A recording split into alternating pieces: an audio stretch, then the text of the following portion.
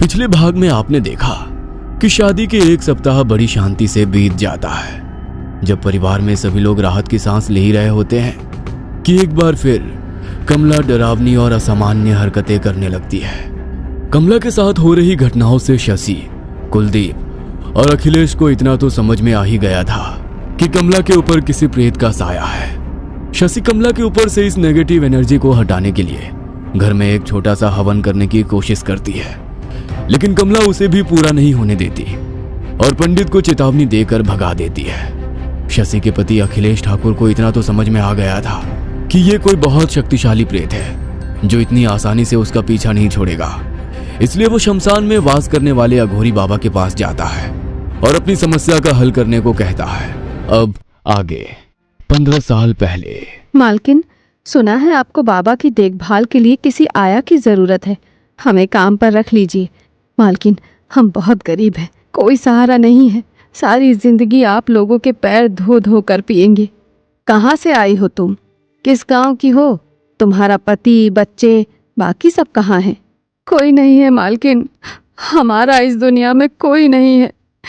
जिस गरीब के सर पर बाप का साया ना हो उससे कौन शादी करेगा मालकिन? बस हमें तो सर छुपाने भर की जगह मिल जाए, इससे ज्यादा की इच्छा नहीं है। पन्ना के आंसू को देखकर शशि का मन पिघल जाता है और वो अपने बेटे कुलदीप की देखभाल के लिए उसे अपने घर में रख लेती है। पन्ना ने जैसा वादा किया था, वाकई ठाकुर अखिलेश की हवेली में आने के बाद वो मन लगाकर अपना काम करने लगी। वैसे तो उसका काम सिर्फ कुलदीप की देखभाल करना था, लेकिन पन्ना कभी किसी काम से जी नहीं चुराती थी। अखिलेश की पसंद का खाना बनाना हो, उसके कपड़े धोकर आयरन करने हो या फिर कुलदीप को खेलने के लिए ले जाना हो, आधी रात को भी उठकर अगर कुलदीप पन्ना का नाम पुकार दे तो पन्ना दौड़ी चली आती थी। पन्ना की लगन और मेहनत देखकर धीरे धीरे वो शशि की सबसे खास हो गई। कहने को तो घर में आधा दर्जन नौकर थे, लेकिन पन्ना ने उन नौकरों में अपनी एक अलग ही जगह बना ली थी। बाकी नौकरों को तमाम रोक टोक थी, लेकिन कुलदीप की आया होने के कारण पन्ना घर के किसी भी हिस्से में आ जा सकती थी। कुलदीप की देखभाल के अलावा भी पन्ना का यहां आने का कोई कारण हो सकता है, यह तो शशि ने कभी सोचा ही नहीं था। उसके हवेली में आने का कारण बरसों पहले हवेली के सीने में दफन हुआ वो राज था, जिस पर आज तक पर्दा लगा हुआ था। उस बंद दरवाजे के पीछे का राज कोई नहीं जानता था, इसीलिए पन्ना के बरसों उस घर में रहकर हाथ पैर मारने के बाद भी उसके हाथ कुछ भी नहीं लग रहा था। आज के दिन अखिलेश बाबा का जल लेकर घर लौट गया था। आज कमला अपने कमरे में अकेली सोई हुई थी। उसके कमरे को बाहर से कुंडी लगाकर उस पर एक मोटी लोहे की चेन भी लपेटी गई थी, ताकि किसी भी हाल में वो अपने कमरे से बाहर ना आ पाए। सभी अपने अपने कमरे में चैन से सो रहे थे। आधी रात बीतने के बाद एक काला सा साया आकर कमला के दरवाजे की चैन को खोलता है और अंधेरे में हवेली में ही गायब हो जाता है। कुछ देर बाद हवेली कमला की चीखों से गूंज रही थी। जैसे ही चीख पुकार की आवाज सुनाई देती है, अखिलेश, शशि और कुलदीप दौड़ते हुए ऊपर कमला के कमरे में पहुंचते हैं तो पाते हैं कि उसके दरवाजे पर लगी हुई लोहे की चेन और कुंडा सब कुछ खुलकर एक तरफ लटका है और कमरे के दरवाजे चौपट खड़े पड़े हैं। दौड़ते हुए वे लोग कमरे के अंदर पहुंचते हैं तो देखते हैं कि कमला अपने कमरे से गायब हो गई है। बाबूजी, ये कमला कहाँ चली गई और इतनी मोटी चेन अपने आप आखिर खुल कैसे गई? कुछ समझ नहीं आता कि रात होते ही आखिर इसे क्या हो जाता है। कमला के चीखने की आवाज नीचे तहखाने से आ रही है, जल्दी चलिए, कहीं वो खुद को कुछ नुकसान न पहुंचा ले। सभी दौड़ते हुए नीचे तहखाने में पहुंचते हैं, जहां पर एक कमरे में छिपे हुए गुप्त तहखाने से कमला अंदर खुफिया कमरे में पहुंच गई थी। ये कौन सा खुफिया कमरा है माँ? आज से पहले मैंने तो कभी ये कमरा नहीं देखा।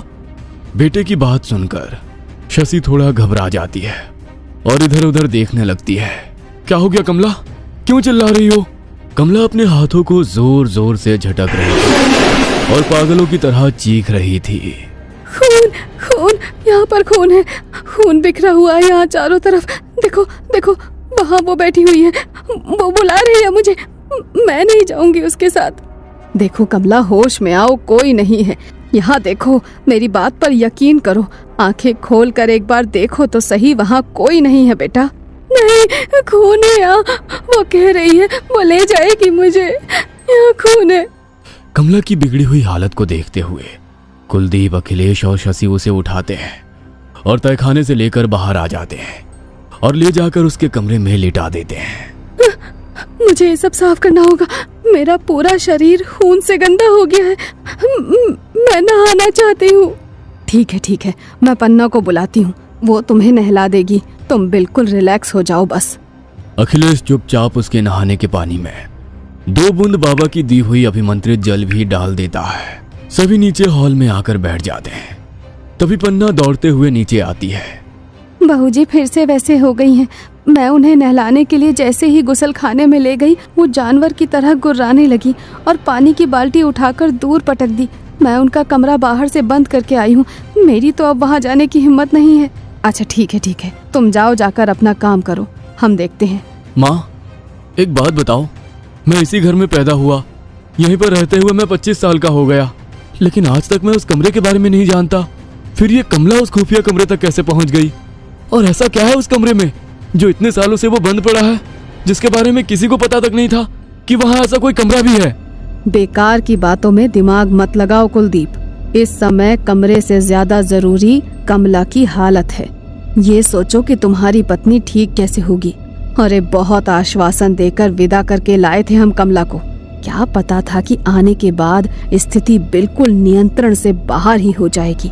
हम तो ये सोच सोच के परेशान हैं कि अगर कल को कमला को कुछ हो गया तो इसके माँ बाप को क्या जवाब देंगे हम। कुछ भी कहो, मुझे ऐसा लगता है बहू के साथ जो कुछ भी हो रहा है ना, वो सब इसी हवेली से ही जुड़ा हुआ है। अरे अच्छी खासी हट्टी कट्टी लड़की थी, इस घर से रिश्ता जोड़ने के बाद देखो क्या से क्या हो गई। कोई पहचान भी नहीं सकता, ऐसी हालत हो गई है बेचारी बच्ची की। चांद जैसा रूप था उसका। कमला की हालत पर चिंता जताते हुए अखिलेश ठाकुर अपने माथे पर हाथ रखकर बैठे हुए थे। अब तो उन्हें बस किसी तरह ये दिन बीतने का इंतजार था, ताकि बाबा की साधना पूरी हो और वो आकर इस समस्या का कुछ तो हल सुझाए। अगले दिन सुबह 4 बजे ही ठाकुर की हवेली पर अघोरी बाबा दस्तक देते हैं। कहाँ है वो बच्ची? क्या ये जो जोर जोर से दरवाजा पीटने की आवाज आ रही है, ये वही है? बाबा, वो ऊपर अपने कमरे में है। हमने दरवाजा बाहर से बंद किया हुआ है। मजबूर हैं हम लोग, क्या करे कुछ समझ नहीं आता। जिस लड़की को इतने अरमानों से अपने घर दुल्हन बनाकर लाए थे, आज उसकी ऐसी दशा देखकर मन एक एक पल में 100 आंसू बहा रहा है। हम तो कहते हैं अगर ऊपर वाले को कष्ट देना था तो हमें देता। हमारी फूल सी बहू का जीवन शुरू होने से पहले ही क्यों बर्बाद कर दिया।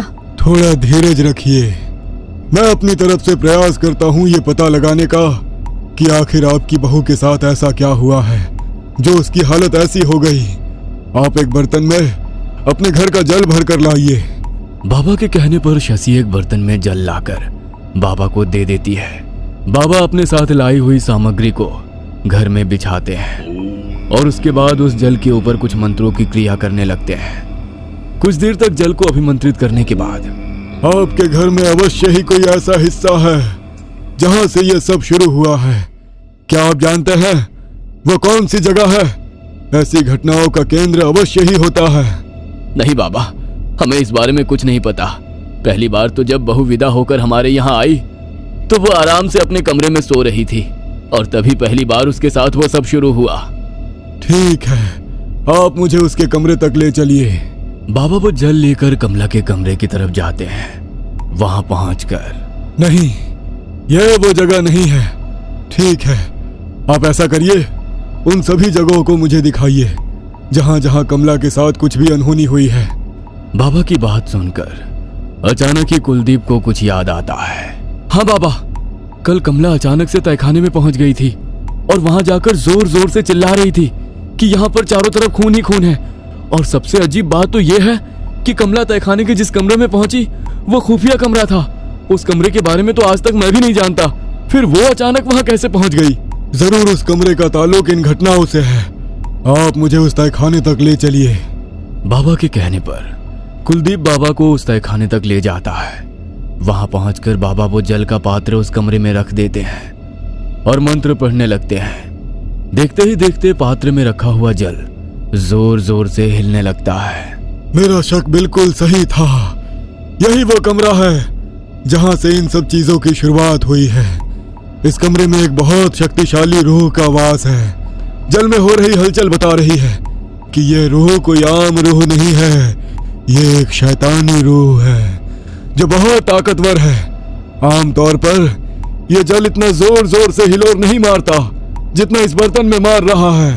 आप सब लोग इस कमरे से बाहर चले जाएं। यहाँ रुकना आपके लिए ठीक नहीं है। बाबा सभी को लेकर उस तहखाने से बाहर आते हैं। ये कमरा आपकी हवेली में कब से है? आप कुछ तो जानते होंगे इस कमरे के बारे में, वरना इस तरह से इसे खुफिया रखने का कोई तो मतलब है ना। जरूर कुछ तो राज है इस कमरे के पीछे। बाबा, वैसे तो ये हवेली मेरे पुरखों के जमाने की है। मेरे दादा के पिता ने यह हवेली बनवाई थी, लेकिन मेरा बचपन इसी हवेली में बीता है। मुझे अच्छी तरह याद है, पहले यहाँ ऐसा कोई खुफिया कमरा नहीं था। इस कमरे को छोटा करने के बाद ये खुफिया कमरा बनाया गया है। अब किसने किया और क्यों किया, ये तो मैं भी नहीं जानता। यदि आप कुछ जानती हैं तो बता दीजिए। वैसे मेरे पास तो सच पता करने के और भी तरीके हैं। मैं अपनी सिद्धियों से उस आत्मा से सारा सच पता लगा सकता हूँ, लेकिन ऐसा हो सकता है कि उसमें लंबा समय लग जाए और उतने समय में आपकी बहू को यह आत्मा कोई नुकसान पहुंचा सकती है। जरूर आप लोग कुछ ना कुछ छुपा रहे हैं। अगर सच नहीं बताना चाहते हो तो ठीक है, लेकिन फिर आपकी बहू की जान बचाने की मेरी भी कोई जिम्मेदारी नहीं है। मैं अपनी तरफ से सिर्फ प्रयास कर सकता हूँ। आपने बताया था कि आपकी बहू के सुहाग के सामान के साथ भी कुछ छेड़छाड़ हुई थी। जी बाबा जी, हमारी बहू की सुहाग की चूड़ियों की जगह न जाने कहां से काली चूड़ियां आ गई थी। क्या वो काली चूड़ियां अभी भी है आपके पास? अगर है तो लेकर आइए। बाबा की बात सुनकर शशि तेज कदमों से अपने कमरे में जाती है और वो काली चूड़ियां लेकर बाबा के सामने आ जाती है।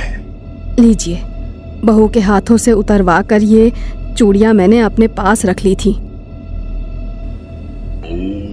बाबा कुछ देर तक आंखें बंद करके कुछ मंत्र पढ़ते हैं और फिर हाथ में जल लेकर कुछ बूंदे उन चूड़ियों पर छिड़कते हैं तो चूड़ियों का रंग बदलने लगता है और फिर धीरे धीरे लाल हो जाता है। ये देखिए, ये चूड़ियां कभी काली नहीं थी। ये वही लाल चूड़ियां हैं जो आपने अपनी बहू के शगुन में रखवाई थी। किसी ने काला जादू किया है इनके ऊपर। आपके बहू के ऊपर तंत्र प्रयोग किया गया है।